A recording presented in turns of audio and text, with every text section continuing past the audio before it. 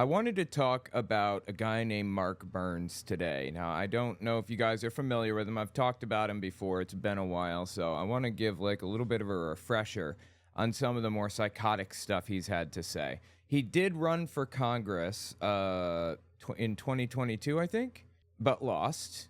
He ran for South Carolina's 4th District. Yeah, it did not work out for him. Anyway, I wanted to talk about him because he was on this TV show, Flashpoint. He comes on the show fairly regularly.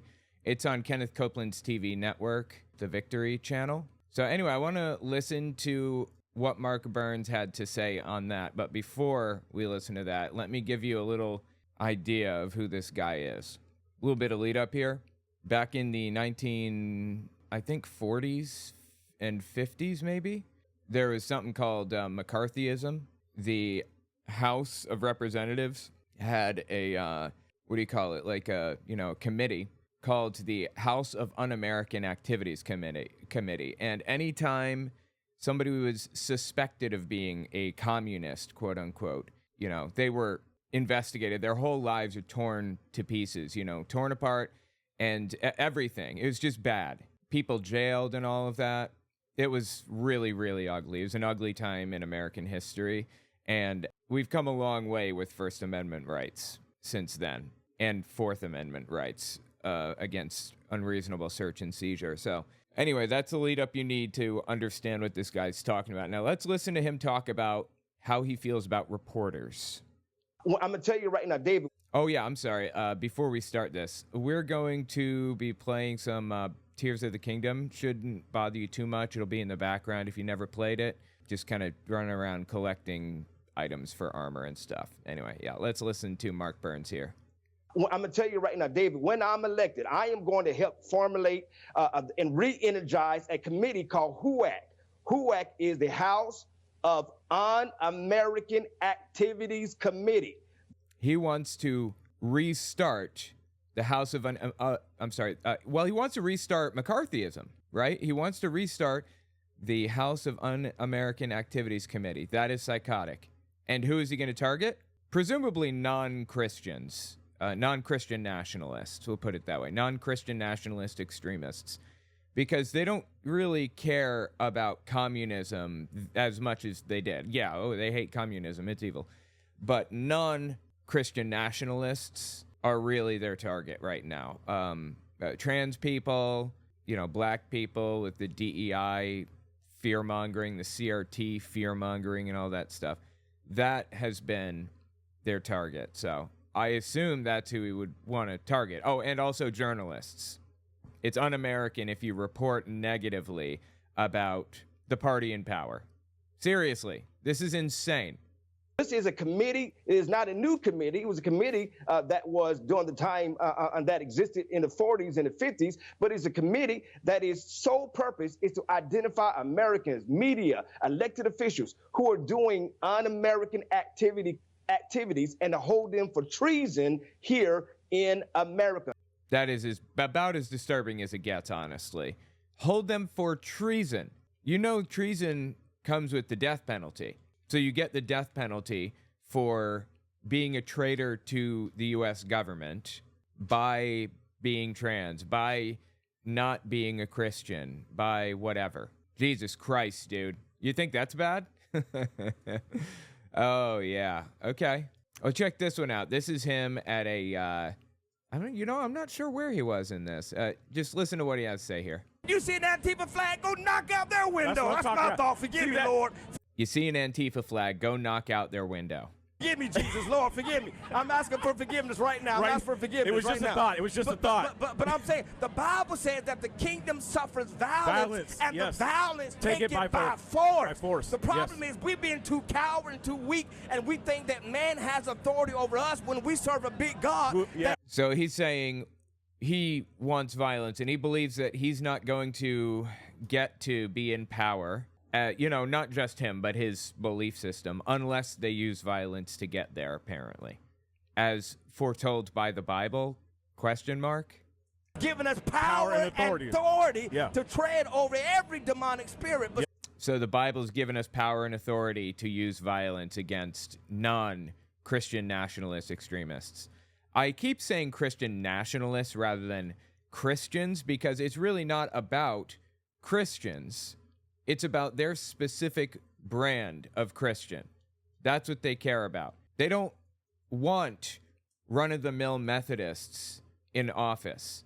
They're too, Methodists are too, light. They have too light a touch. They're too weak, if you will. They want what they call non-denominational Christians. Most of these people, evangelicals, call themselves non-denominational, but it's a form of Pentecostalism that believes in speaking in tongues and a whole bunch of other stuff. Hang on, let me actually find something for you guys real quick. 1 second here. If you don't follow their exact expectations and patterns and all that stuff, you don't fit into their little world view. So let me switch back so you guys can see. Now, I haven't pulled this clip yet. I wanted to pull it and download it, but I'll just pull it up for you guys if I can. Let's see. Yeah, okay, here we go. Let me make it big so you guys can see it a little clearer here and turn on the sound. All right, now watch this. This is on the Arizona state floor of the House of Representatives, okay? This is the House of Representatives in Arizona. Just a few days ago, I believe. Let it be so, Father God. Let it be so. Let it be so.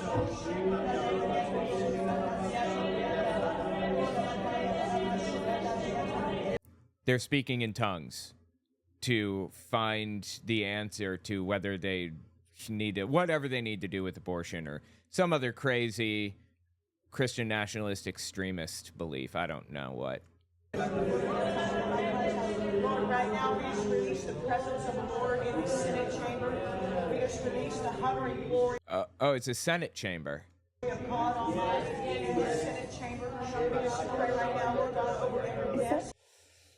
That, my friends, is psychotic. I'm sorry. That is just too much. Absolutely too much. So anyway, the point here is if you aren't their very specific brand of Christian nationalists, then they don't really want you involved in government to any degree. You have to adhere to speaking in tongues and prosperity gospel and all of the other junk that comes with it. Otherwise, you're basically an atheist to them. Absolutely insane. And God has granted this dude authority to get violent with you or me or whoever to take power, whatever it takes. So if they're going to knock out a window, you're going to knock out two of theirs. That's what Jesus said, go buy 2 swords. Come on, brother. Come on, man. This whole Antifa thing is fabricated. But, I mean, it's a good indication of when this clip came out. This came out 2022. It was early April 2022. Antifa was like the center of conversation on the right. I think right now it's DEI. Before that, it was wokeism. Before that, it was CRT. And before that, it was Antifa. Antifa is this big, evil monster coming to get you. Or it's just insane. So anyway, yeah. They have found their justification to get violent. Check this one out. This is him throwing a hissy fit, the likes of which I haven't seen since I didn't feed my cats on time, over the idea that a school might be removing the song Jingle Bells because of its religious theme or whatever. Jingle Bells doesn't have a religious theme, by the way. It was the only song that I was allowed to sing in school as a Jehovah's Witness, not allowed to be involved in religious stuff at all. They would sing Amazing Grace or they'd sing, Christmas carols, whatever. Any Christmas song at all. Doesn't even have to be like religious to any degree. But I couldn't sing any of them except Jingle Bells because it's just about riding on a one-horse open sleigh. They're removing Jingle Bells, the song. By the way, I don't know who they is. He's talking about some ambiguous they, some authority that he doesn't name. Who is removing Jingle Bells? They're removing Jingle Bells, the song, from school curriculums because they felt it was too Christian of a song. This is a direct attack on us Christians, a direct attack on our faith. and our schools and our homes and our society. Okay, it looks like I was just Googling like what he's talking about, and it looks like there was, so if you notice, he said, Jingle Bells, the song, from school curriculums.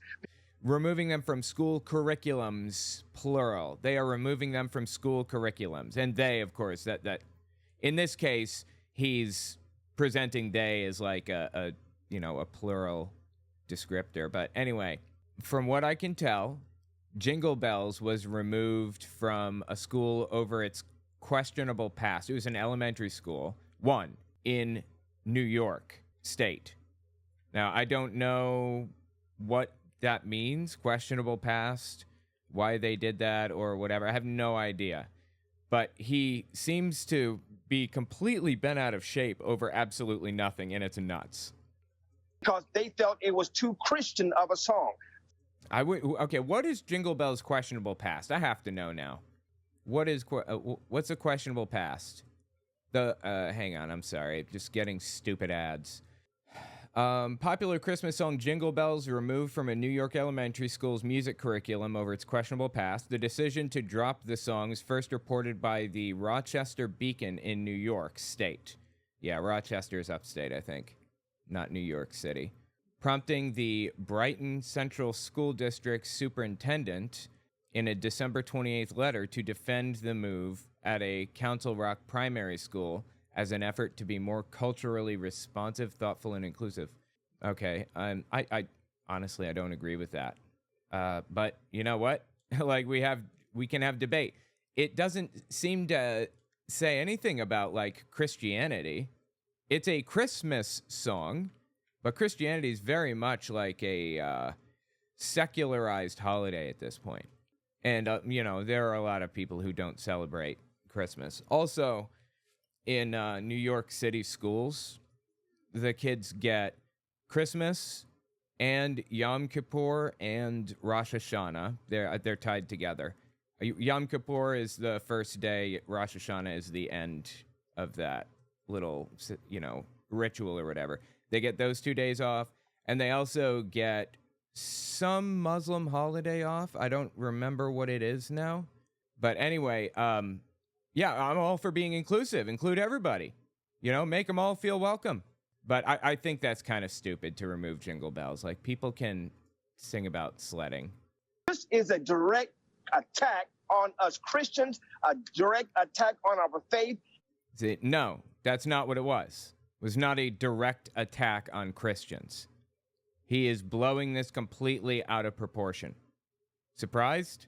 And our schools and our homes and our society is literally right now on its way to hell unless we turn back to God, turn because of Jingle Bells? Back to Jesus, and we Christians stand up and fight, just like the Black Robe Regiment did in the 1700s. Oh my God, Black Robe Regiment. Yeah, that's just propaganda. There was no Black Robe Regiment. The word seems to have appeared, or the term. It looks like it appeared after David Barton mentioned it in his 1995 book. As far as I can tell, David Barton started it. The Black Robe Regiment claim, the propaganda about it. It's just not real. But anyway, the claim is that there were preachers who were, in the early United States, before it was the United States, who militarized their churches. He preached about hating the British in the Revolutionary War, before the war, preached about hating the British, and then pulled his robe off and was wearing like military greaves under it or whatever. And he'd give everybody a gun, and they would go to shooting training and stuff. That's what he means when he's talking about the Black Robe Regiment. He wants to create a system where people are militarizing their churches. That is psychotic. In this great revolutionary... Oh, and also fake. Yeah, this never happened. This is not real, like I said. This is just the Christian nationalist attempt to rewrite history and justify militarizing their churches. Just like the Black Robe Regiment did in the 1700s in this great revolutionary war. And I am proud to have my Black Robe Regiment coat that I wear along with my other brothers and sisters in the gospel. I am a Black Robe preacher. And Jesus Christ, dude. I'm going to preach the gospel of Jesus in the halls of Congress. I'm going to bring the gospel of Jesus back to the center of American politics. As if I didn't just play a video of senators on the Arizona floor praying in tongues. Like, my God, as if religion has been removed and it needs to be reinstated in the first place. This is insane. Okay, yeah, check this one out. This one was from mid-November 2021. I'm excited about the growing movement, especially here in the 4th District of South Carolina, of people who are identifying themselves as just Christian conservatives, right? We got to take it back to the gospel of Jesus Christ. And I believe the people here in the 4th District of South Carolina are getting that. It's not just about being Republicans. It's about being a conservative Christian who believes this is a Christian nation, and any policy that is contrary to the word of God, we need to remove it from mainstream America and make it illegal. I'm excited. So any policy that is contrary to his interpretation of the word of God needs to be removed from society and made illegal. You ever notice how these people always default to the Mosaic Law, even though that was abolished, fulfilled by Jesus when he came to earth? That's why they eat pork and shellfish and wear cotton and linen blends and stuff. He doesn't have a problem with all of that, but he does seemingly have a problem with people, I get being gay, I suppose. That's in the Mosaic Law. What else is it that he likes about the Mosaic Law? I don't even remember now, all of them. Anyway, it's just insane. He wants to reinstate certain specific laws or rules from the Old Testament, and he wants to pick and choose which ones those are. Psychotic. Let's see. All right, this one is where he called for the death of LGBT people, I believe. The LGBT, transgender, grooming our children's minds. I just want to say that's not happening. I'm sure I probably don't need to say that. I just want to make sure that's fabricated. It's fake. That is not happening. It's never been happening. Minds is a national security threat because it is ultimately designed to destabilize the republic we call the United States of America. So gay people are sending their people into schools. Oh, and trans people too, obviously, right? They're sending them into schools to convince kids to be gay or trans in an effort to destabilize the country. Okay, wow. That's why when I'm elected, I don't want to just vote. I want to start holding people accountable for treason to the Constitution. Again, treason and murder are the only two things that you can get a death sentence for. They can put you to death for those. That's why he says treason instead of, I don't know. What would it be? I have no, there is no other thing. It can't even be treason, so the whole thing is fabricated. But death penalty is pretty disturbing for being gay. I am going to push to reenact HUAC. HUAC is the House of Un-American Activities Committee. It was a real committee that was formulated back in the 50s, and it's a committee that we should reenact that starts holding these people accountable for treason. Yeah, that's what McCarthyism was doing? Holding people accountable? Okay. There's this old, here we go. Okay, there's this old video of Chinese prisoners of war. Well, they're American prisoners of war in a Chinese POW camp. And the Chinese did brainwashing techniques on these people, just studied brainwashing and attempted to, get them to renounce their citizenship to the U.S. and move to China, basically, just to see if they could. And sure, I mean, this is the basis of a lot of the cult research that I've talked about and that many others have talked about. Stephen Hassan, this is kind of the basis of where he got it. I'm sorry, let me just make sure that okay, we're good. This is the basis of it. So anyway, this is where Americans started realizing that something was up. Something was not right about what was happening when this video was sent to America from China. My name is Harold Webb from West Palm Beach, Florida. My name is Aaron Wilson from Urania, Louisiana. This is a very happy moment for me, for now I am free from McCarthyism. You catch that? Free from McCarthyism. That's fascinating, right? All the way back then, they were talking about McCarthyism being evil and all that stuff. And yeah, absolutely. That's fair. Try to be free from McCarthyism. I mean, renouncing your citizenship and staying in China, that's brainwashing straight up, but that's insane. But McCarthyism was the basis for a lot of problems in society, and it was wrong, just straight up wrong. And this guy wants it back again, Mark Burns. He likes it. Friends, the only way to stop fascism in America is to do as I have done. Stand up and fight for our rights. My name is Louis Griggs, and my home is at Jacksonville, Texas. I stayed behind to escape the Red Bait and McCarthy, and they're sure that McCarthyism again. I'll never again have to fight in another unjust war as I did in Korea. Even if I had wanted repatriation, the fates of Dickinson and Batchelor would have stopped me. My name is Richard Tennyson. Oh, yeah, I guess this is the Korean War. That was in the 50s, I think. I live in Alden, Minnesota. People who hate war and stand up for their beliefs are faced with McCarthy and his fascist up-control House Un-American Activities Committee. That is absolutely true. Did you hear that just now? Listen again, real close. House Un-American Activities Committee. The House of Un-American Activities Committee. He mentioned it directly.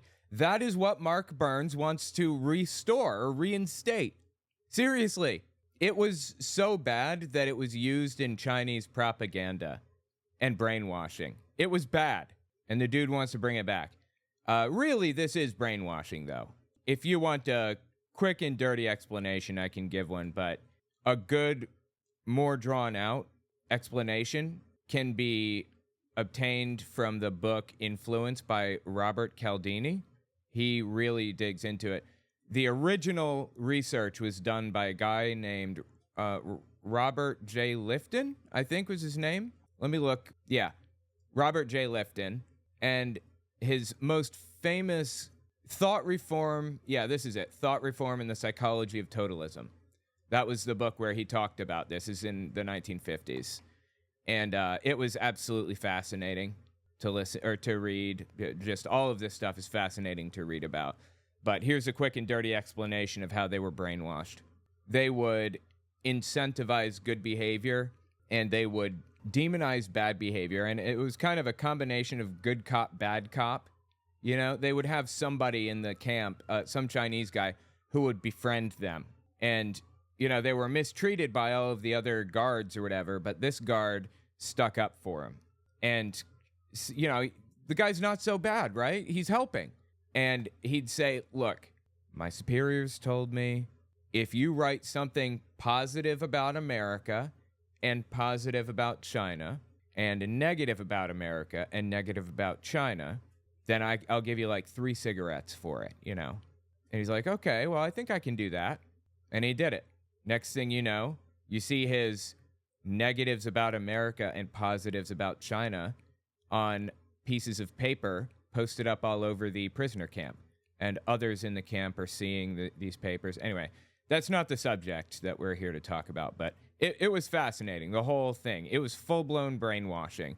But, you know, you see movies where they bring people into a room and they keep them there for like a week and they give them drugs and then they're brainwashed. It does not work that way at all. It's a long, drawn-out process that takes forever. If it was that easy, then you know the military would have weaponized it like a long time ago against the American people. Anyway, America made it easy for this process to happen with the House of Un-American Activities Committee and McCarthyism. Nobody liked that.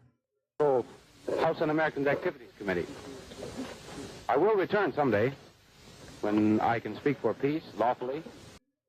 Anyway, the point here is that dude wants to reinstate the House of Un-American Activities Committee, and he wants to charge gay and trans people, LGBT people in general, with treason. People accountable for treason. Lindsey Graham should be held accountable for treason for supporting Joe Biden's gun-grabbing Second Amendment law that he's trying to push forward.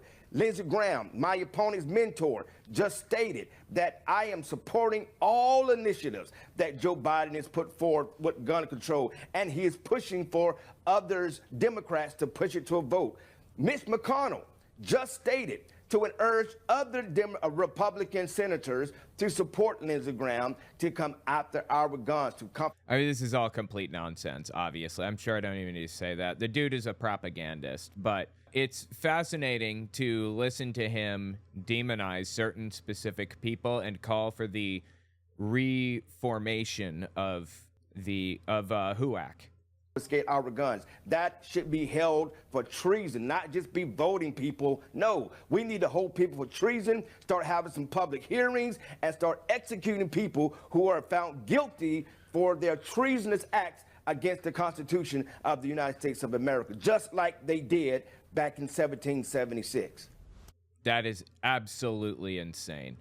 Look, I consider myself a patriot for real. I love this country and I love the city that I'm in. And the state. They're fantastic. It's a fantastic place to live. This isn't patriotism. This is extremism. This is nationalism. These people need help, seriously. And this person on the left here, she's an open white nationalist, borderline Nazi. I mean, she is a Nazi, full-blown Nazi, but she keeps that a little bit more veiled. That's Lauren Witzke. I've talked about her a little bit. Anyway, after that, he went on Diamond and Silk's show. I think the one on the left, one of them died a while back. Rest in peace. I don't remember which one it was, but anyway, listen to what he said in response to being called out for that clip we just watched. If people would just go do their due diligence and just watch the show in its entirety, then you would clearly hear me not say that we should be killing the LGBT or transgender, community. No, that's what he said. Pretty clear. I don't know how he's going to try to weasel his way out of this one. Been getting blasted from the gay community, the trans community, from all over the country. Yeah, makes sense. Because, Newsweek and MSNBC and all of those other liberal medias took pieces of two answers. Dude, this guy cannot take responsibility for a damn thing, can he? He said he wants to hold LGBT people accountable for treason, basically. He said he wants to charge them with treason. And treason is the death penalty. That's what you get for treason, as he outlined in the very next section where he was talking about gun rights and all that stuff. He is just doing his best to weasel out of this, isn't he? There was two separate questions. There were two separate topics. Anyway, that's Mark Burns. It's so stupid, dude. It is so stupid. So I want to listen to what he had to say on Flashpoint, give a little background on what we're looking at right now. Supposedly, Trump showed up to a Chick-fil-A and bought 30 milkshakes or something and passed them out to people. I'm not 100% sure what happened or if that's even real, but that's what was reported by Fox News, so take that for what you will. I think we have some video footage of something happening here. Anyway, listen to this on Jesse Waters on Fox News. Showed what love is, hitting up a Chick-fil-A in Atlanta. This is actually a good move, in all seriousness. Very intelligent thing to do. Show up at random restaurants and pay for everybody's food. Makes you look like you're a common man in the common area with other people. And really boosts people's respect for you. Beautiful looking group of people this is. What good looking people, wow. That was worth it. And I love those, what you have there. Let me see. I love those, what you have there. What? That's beautiful, wow. It's art, right? How you doing, everything okay? Dude, is he hitting on these people or something? What's happening? So can I have 30 milkshakes? And also some chicken, and we're going to take care of the customers. Oh, yeah, because he showed up to a restaurant not too long ago, said food for everybody, and then left. Didn't pay anything for anybody. Oh, my God. It's such, it is so shameless. I guess he learned better of it after that one, huh? Is this good? Making a lot of money? Everyone getting rich, right? Thanks. Thank you very much. Look at the way you hold. You like each other, right? I think that's very nice. People like Trump because Trump likes people. No, he doesn't. He likes convincing people to vote for him. He likes power, and he'll do whatever it takes to get it. Honestly, Biden should be doing stuff like this. He should have done this a long time ago. Get in there with the people. Show up. Buy food for everybody at restaurants. Just go around the country buying food for everybody. Yeah, student loan cancellation is really, really valuable and necessary. But you can't beat the PR of showing up somewhere and buying food for people. You cannot beat that PR. Dude, what am I even doing? I'm trying to remember what I was doing here. I guess in the game. Yeah, I remember now. I was, all right, yeah, let's continue. It's that simple. It's that simple. He likes people. Of course, that was in Atlanta yesterday. Let me bring in our good friend, someone from my tribe, my brother, Pastor Mark Burns. Come on in here, Pastor Mark. Good to see you. Here we go. Sir? So happy to be back, Pastor Gene. So happy to see you. It's been too long. I don't know where you've been. Where you been? You've been working hard. Liberal media. You have been destroying the liberal media. Jesus coming back. Come on. All right. Well, Pastor Mark, before I get into what's new with you, and I want to talk about that, tell me why this candidate does such a good job identifying with people at a Okay. Well, that's because he showed up and did it. That's all. That was an incredibly good idea by Trump's PR team, honestly. Chick-fil-A in Atlanta. Come on. Why does that work for him? Well, I mean, first of all, because he genuinely loves people. For those that know him. No, he doesn't. Him intimately. He really loves people. This guy does know Trump intimately, in all seriousness. He has worked with Trump directly. I believe he's prayed over him and stuff like that. Back in 2015, when I was there, it used to vex me so much to hear people call this man a racist, to hear them say that he is, he's going to put black people back into chains. Like, okay, I don't think I've ever heard anybody say that, but either way, yeah, Donald Trump is a racist. That's true. That is factual. That is a factual statement. You know why I say that? It's on record. It's on public record. Donald Trump was sued for racist renting policies in the 1970s, intentionally setting out to not rent to black people. And he was sued by the U.S. government and forced to do so, I believe. Joe Biden and the Democrat Party used to infuriate the black community. Donald Trump is from New York, and Donald Trump has a love for producers, regardless of the color of your skin. And you see for producers that in the Chick-fil-A, how again, and there was a clip you did not play that is going around on the internet of all of the so many black people in Atlanta. You understand, Atlanta is the heart of the Democratic Party here in the South. Dude, he showed up to an Atlanta Chick-fil-A. Seriously, couldn't have been a better plan. It was such a good idea, whoever pitched that to him. But to see all those black people on the edge of the street as the caravan comes through and they're screaming, "Free Trump, free." Yeah, somebody says the original New York City slumlord. 100%. Yep, you're absolutely correct on that one. The original New York City slumlord. Trump, that Trump is rolling in, and how all of these, my brothers and sisters, are greeting Donald Trump as he come into the city. And then you see the love that he's getting at the Chick-fil-A because he loves people. And when you get through the liberal media, who is backed by the DNC, they're backed by the Democratic Party. They're just completely made up, all of this. He likes people? No. Trump likes having his butt kissed and being worshipped. Absolutely. And this is a straight shot to that, so he's going to do it. Like I said, Biden should be doing this. I don't know why he's not. I don't know why others haven't done this. Like, get involved. Get in there. You know, get up close and personal to people. Donald Trump is always holding rallies and talking to people and everything else. This is how you make it feel like you're personable man, like a common man, if you will. They're an extension of the Democratic Party. Their sole job is to paint Donald Trump or any white person who supports the Dude, I don't know who they is. Who is he saying they is? He's saying the liberal media is liberals are paying the media to slander Trump or whatever. I don't know. This is just like bizarre.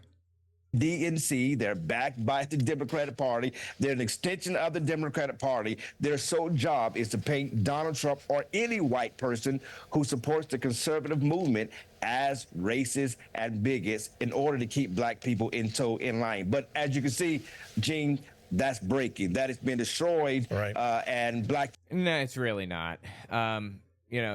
As a voting bloc, the black population still largely votes Democrat. They have always voted for the left-leaning party, the liberal party. The conservative party used to be the Democrats back in the day, before 1950, basically. And then it switched to the Republicans being the conservative party. So people are waking up. All right, so let me ask you this, Mark, because you're a hardworking brother. I mean, you got a hard-working brother, he said. Holy Christ, dude. Pastor at church. I see you traveling all the time. And then I see, you're launching your military academy that you've been working on. And now, what's the latest? Wait, military academy? Dude's launching a military academy? Oh, don't tell me that. Latest thing you're doing? I'm running for U.S. Congress, Gene. Of course. Again, really? For U.S. Congress to represent the 3rd Congressional District here in South Carolina, where God lives. Now, hang on. Is that where he was running before? Oh, by the way, I forgot. This is a tweet from him or whatever. Christians, give up secular music. This is March 26, 2024, so not long ago. Christians, give up secular music and secular friends. Remove yourself from anyone or anything that can take your mind off of Master Jesus. Playing into the slavery trope. Master Jesus. He didn't say Lord Jesus. He didn't say my King Jesus. He said Master Jesus. Only surround yourself with worship music and friends who know how to worship. Because secular music and secular friends are Satan's windows into your life. And then he quotes some Bible verses. Anyway, just shameless and psychotic. This dude is absolutely terrible. It's honestly disgusting. Now let me see what was his Mark Burns. I want to see which one he was running for before. Yeah, here we go. He's running for the 4th congressional district in South Carolina previously. Now he's running for the 3rd. Look at that. Maybe he'll have better luck in the 3rd district. A sign right there, because this is what I want people to see. Mark Burns, U.S. Congress, God first. I love that, Pastor Mark. Way to go. God first. Yes. You're doing that. Did you know you were going to be running? I mean, you got a big red bus with your name on the side. I mean, yeah, of course. He ran in the previous term. Like what? Yes, he knew he was going to be running. You held this a secret if you knew this was going to happen. They even had him on. Some of the clips I played were from him on Flashpoint, running for Congress previously. Of course, he had all of this stuff already. Well, again, President Trump, I said, I would run if he supports me. I would do if he desires for me to run, if he desires me to support the Make America Great Again policies, and he wants another fighter, I would run. And the president called me the day of the filing at about an hour or two before the deadline and says, Pastor, I want you to get out there. I want you to run. I want you to represent. You've been my friend for such a long time, and you represent. Okay, yes, we know that you know Donald Trump. Wow, that's really cool. Represent exactly the Make America Great Again policies. We need more Christian fighters in the halls of Congress, because again, as you see my sign, this is all about bringing Christ back into the center of American policies and politics. And I know the liberal media is going to go crazy over that statement because they're calling us Christian nationalists. But then they are Christian nationalists by definition. They're calling us white Christian nationalists. Okay, there are white Christian nationalists, but I don't think anybody is calling these people white Christian nationalists as a bloc. I've been referring to Christian nationalists. With some racists. I was with General Flynn a couple of days ago going to see his movie. He's not a general, right? He took a contract from Turkey to capture a U.S. citizen and bring them to Turkey for execution, or something to that. I don't even remember now. Don't quote me. And a whole bunch of other stuff. And he's not like legally allowed to take contracts or whatever without disclosing it when he was in his position as a national security advisor or whatever it was. So anyway, he's, and he definitely, in my opinion, committed sedition against the U.S. government. And I don't know why he's not in jail. Actually, I do know why he's not in jail. You know why? Because Donald Trump gave him a pardon, didn't he? Michael Flynn pardon Trump. Yeah. Trump pardoned him on Wednesday, who had pleaded guilty to lying to the FBI about his conversations with a Russian diplomat and whose prosecution attorney general William Barr tried to shut down. Yeah, that's another thing. In addition to the Turkey stuff, he also acted as a back channel between Trump and Putin, basically, where Trump didn't have to have any direct communication with Putin so that he wouldn't, he could have plausible deniability. And he told Putin, look, if we win the election... So leading up to that, he attacked Ukraine in 2014, leading up to the election. And he said, if we win the election, we will lift the sanctions. So just chill out. And Obama places sanctions on him, and nothing happens. He doesn't care. He just keeps on bebopping along. That's not like Putin. And sure enough, when Trump won, he lifted those sanctions on Russia. Michael Flynn is a traitor to the U.S. government, in my opinion. I don't know if, that the legal definition fits. Probably not. I have no clue. But he's a traitor, as far as I'm concerned. The Flynn movie, and he reminded everybody how much of a... He does not deserve the title of general. He had that stripped from him, I believe. I could be wrong on that. Rightfully so, if he did. He should not be called General Flynn. At best, he's Mr. Flynn. Going to see his movie, the Flynn movie, and he reminded everybody how much of a racist they call me because I support the fact that Jesus is Messiah, and there is no way to the Father except through the Son. And I'm bold in that faith, and I will be saying that in the halls of Congress. So I'm honored to receive President Trump's endorsement for everyone. Oh my God, dude. These people are they have such a victim complex. They're convinced that, the country is non-religious now, and nobody in the country is religious, and they're the ones that have to, convert everybody by word or by sword, by mouth or sword, effectively. One that's watching, who is part of the Army, go to markburns.org and support me. We got less than 60 days till the election, Gene. All right, so let me get your opinion here, Pastor Mark, on... First off, you're not, when I think of white racists, I don't think of your picture. For some reason, I don't. Mark Burns is very racist against black people. He pushes policies that are harmful to the black community and has said some deeply racist stuff. You can be black and racist simultaneously. That is possible. And Mark Burns has accomplished that. I mean, look at Jesse Lee Peterson. Oh my God. Seriously.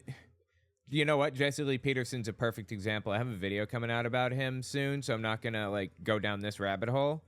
But let me just... Yeah, here it is. Here it is. Right here. This clip right here. Jesse Lee Peterson. Not a tiny person, by the way. Pretty big platform. This one is from... when's this from? Early June 2022. I used to think that when they used that word, white supremacy, it was a negative word. But now I realize...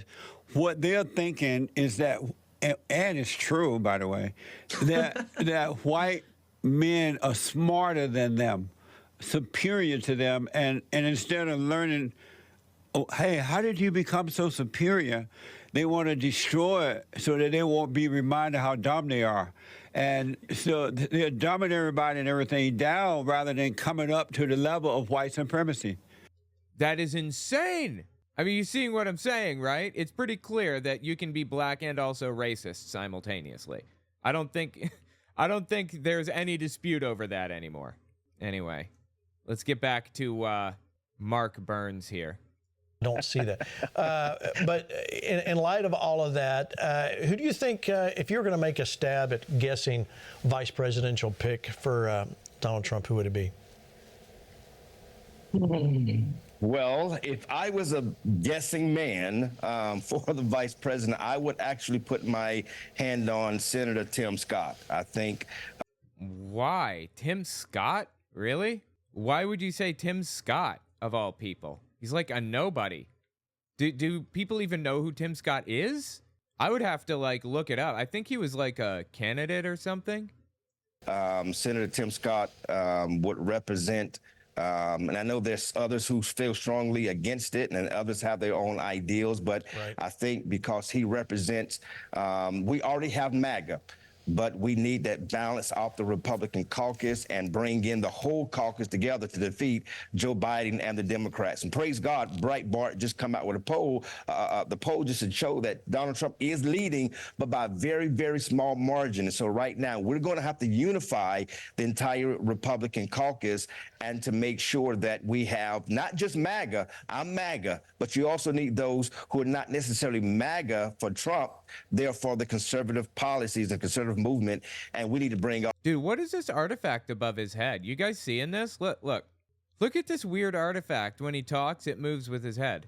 For Trump, they're for the conservative policies, the right where my mouse is. Conservative movement, and we need to bring all those people in the fold. So if I was a guess, what is happening? What is that? Bizarre. Man, I will put my guess on Senator Tim Scott from the great state of South Carolina. Okay, that seems like a terrible guess to me. But you know what? I didn't see Hillary Clinton picking Tim Kaine. That's who she picked, right? Tim Kaine back in 2016 or whatever. He was like a nobody. I literally had no clue who the guy was. I think he had been the governor of Virginia, and she wanted to, like, guarantee that she would pull Virginia in, and she did pull Virginia, but, you know, her vice president pick was not well known enough elsewhere or influential enough to do anything else for her at all. So it was a bad idea, ultimately. Picking Tim Scott is really, really stupid. Well, you know, there are so many choices. It's a tough one to call. It is. So we'll definitely see that. All right, I want to show. You know, if Trump was intelligent, he would pick somebody moderate to kind of even it out. Presidents always pick somebody, or, you know, candidates. They pick someone who will shore up their weaknesses, right? Donald Trump wanted to pull the evangelical vote, so he got an evangelical right-wing nutcase as his vice president, Mike Pence. Let me think. Hillary Clinton picked Tim Kaine, I think, because she wanted to get Virginia. Although she should have picked Bernie, I think, but that's neither here nor there. I'm not a political strategist. I don't know. Maybe she made the right decision. Who knows? Anyway, they're there to shore up the candidate's weakness. That's the point. The vice president doesn't really do that much. It's really about image, especially during the campaign. So I don't know why Tim Scott would be valuable to Trump as a VP pick. Like, what would he even get out of that? This one of the things that we've talked about with Mike Lindell when he's on, as you know, because you've been on this show several times. Oh no, Mike Pillow. And on our events, election integrity is very important. And let me show you what RNC Chair Michael Waterly had to say about election. Okay, the leading report. I've never heard of that in my life. Is this even the real newspaper or whatever it is, commentary thing? I have no idea if this is the real Twitter account for it. Integrity, watch. We have set up election integrity program. As Laura just mentioned, we are hiring election integrity directors and election integrity councils in all of our battleground states to make sure that we're working with the state governments and the local governments all across the board to get the rules of the road right. What we want are fair, accurate, secure, and transparent elections. And when we have it, then we're going to protect the sanctity of that ballot. We're going to. Okay, elections are secure. Elections are secure. They've been secure all along. Okay? 2020 election was probably the most secure election in American history because Biden knew Trump was going to pull this. He'd been claiming they were rigging it, they, quote unquote, were rigging it for, God, who knows, how long did he claim that? Since, I don't know, maybe 8, 10, 12 months leading up to the election? He'd been claiming it all along, really. So it was obvious, and Biden wanted to make sure everything was above board, and he did make sure of that. But Trump continued to claim it anyway. So this whole election integrity thing is ridiculous. The elections have integrity. Like, we have good, strong election systems in place. To make it easy to vote and hard to cheat. Easy to vote, hard to cheat. Pastor Mark, you think we're going Oh, you want to make it easy to vote now, huh? Okay. to get that this time?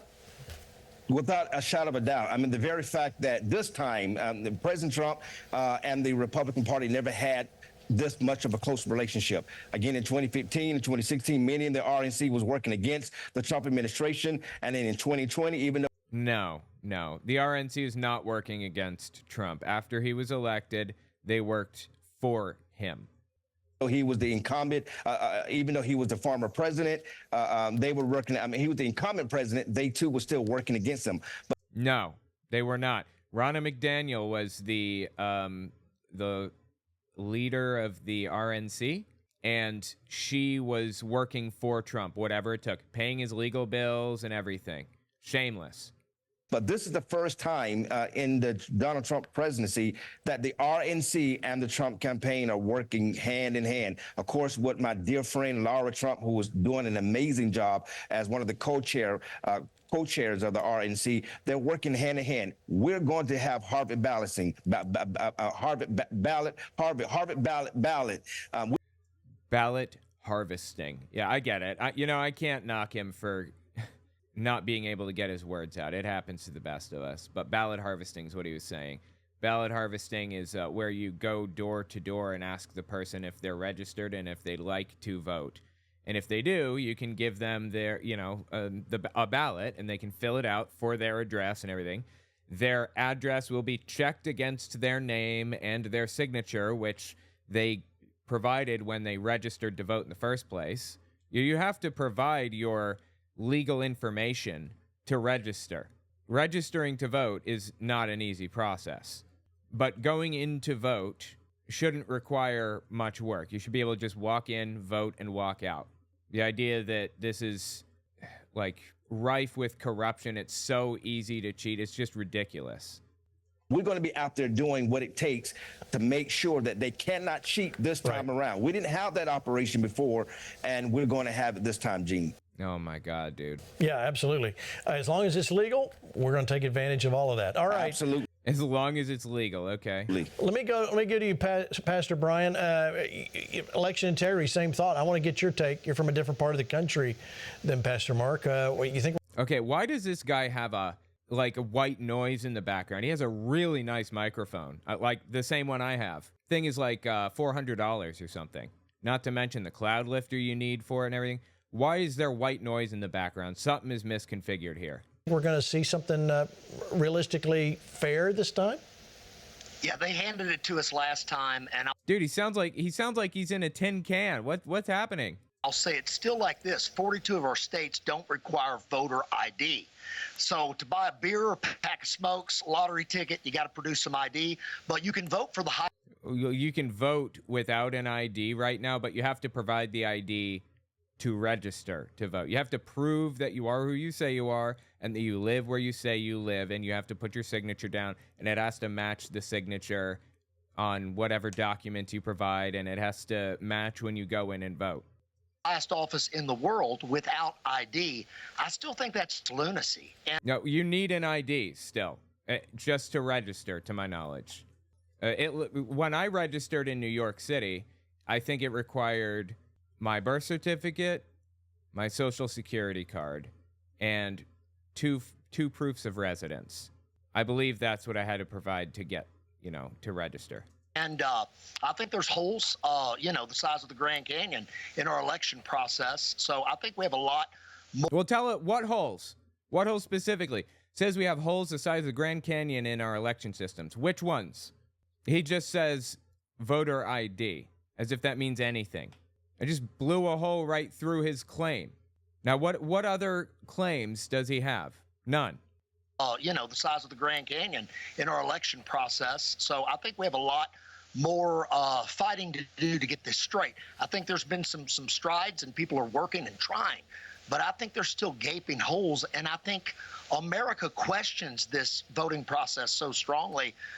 It's hard to receive the results from a state that requires no voter ID after what they did last election cycle. Again, you need your ID to register. You need to prove who you are. You need to show that you live at this address. You really are an American citizen and you are who you say you are and all that junk. Not easy to register to vote in the first place. It's not easy. Yeah, it's so true. All right, let me bring in someone from the younger generation, our friend Caroline Joyous. Welcome, Caroline, for being back. I want to get your same question, Caroline. Are we going to have a fair election this year? What do you think? Oh, my God. Of course they're going to say no. They're going to start now. Look, so this is April right now when this show came out. May, June, July, August, September, October, November, 7. 7 months ahead of time, they're already claiming that it's going to be rigged against them. I mean, they did this exact thing the last time around. When I say they, I'm talking all of Trump's sycophants, and Trump specifically. These people right here that we're looking at did this. Well, first of all, thank you so much, Mr. Bailey, for having me back on. It's always a pleasure to join you. Mr. Bailey, it's Pastor Bailey to you. Birthday was yesterday, so when she texted me today, I was like, this is the best birthday present ever. Are you kidding me to come on Flashpoint? This is so okay. Again, I'm so excited to be here. But I have to say, I'm very, very concerned because, how could we have secure elections if we don't have secure borders? Who the holy heck is this person? Caroline Joyous. Caroline Joyous. See if I can figure this out. Caroline Joyous. Okay, she's on the gram, as I believe the kids call it, right? The gram. Worshipper of Jesus is in her description. Oh my God. Okay. Let me pull it up so you guys can see what I'm looking at here. We're letting millions of Oh, it's so stupid. All right, let's see here. Worshipper of Jesus. Songwriter, speaker, and host. Fire and Freedom podcast. Okay. Never heard of the Fire and Freedom podcast. It's kind of a shame you can't get reliable statistics on podcasts. You can't get any statistics. They have to be provided by the podcaster, by and large. Oh, interesting. There should be a centralized system where people all agree, podcasters agree to provide their statistics to this company, and in return they get something. I don't know, advertising, just a list or a name on a list or something. I don't know. I haven't thought it through that much. And this company will allow you to just search their database. That should exist. Why doesn't that exist already? Anyway, yeah, that's Caroline Joyous. She's got 2,000. Oh no, I'm sorry. She's got 42,000 followers. Okay, 42,000 followers on the gram. Wow. Good for her. Undocumented illegal immigrants and monthly, and we expect to have our elections secure. I don't know about that. I am encouraged by what's going on with the RNC, like Pastor Burns said, being hand in hand with the with the Trump team, which has never happened before. But of course, I'm pretty concerned, not gonna lie. Why do you think let me get your take on that since you went there. Why is the border such a big deal to people your age? Because these people fearmonger about it 24/7. The border is not a problem right now. The only problem is that we don't have enough immigration judges to get people, their trial for asylum. They request asylum we need judges to evaluate those asylum requests. And there's a shortage of those people, sadly. So it takes like forever to determine if they can get in or not. I'd like to see more asylum judges. Well, it isn't. That's the issue. Is that honestly, I feel like it's so overlooked by my generation.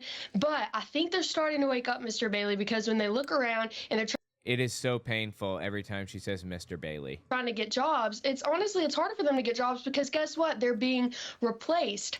Oh, they're going to vote. They want to vote in, leaders that are going to stand for freedom, who are going to. Like, who is this person? Is this their token Gen Zer or something? I don't understand.